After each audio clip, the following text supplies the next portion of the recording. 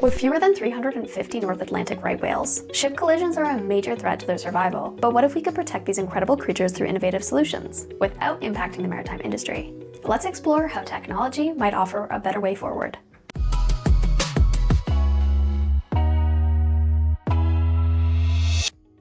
The effort to protect one of the world's most endangered whales is reaching a critical moment.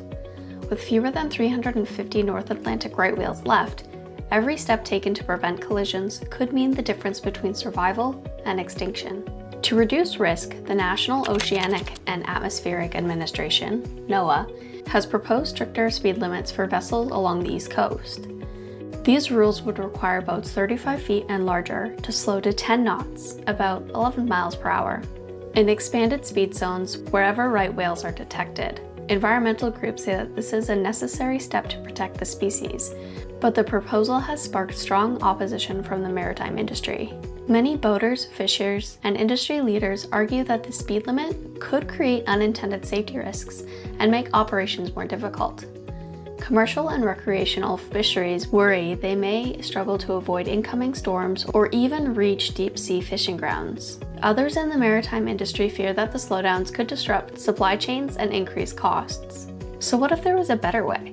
Instead of relying on speed limits alone, some experts suggest NOAA invest in advanced marine technology to track whales in real time. This would allow vessels to avoid whales without the need for broad, long-term speed restrictions.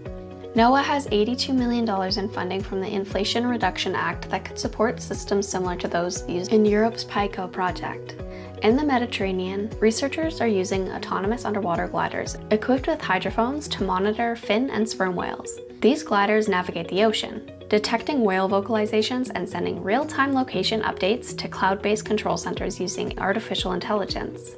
A similar system could be deployed along the US coast today. NOAA could collaborate with tech companies, universities, and marine industries to create a right whale alert network, potentially integrating it into a smartphone app. Ship captains could then receive real-time updates, just like they already do, to avoid storms and hazardous conditions. While this technology holds great promise, some conservationists argue that speed limits are still the best immediate solution. They point out that even with tracking systems in place, vessels may not always be able to change course in time, and reducing speed remains a proven way to lower the impact of potential collisions. With right whales at a tipping point, NOAA faces a difficult decision: enforce controversial speed limits or embrace cutting-edge solutions that protect both whales and coastal economies.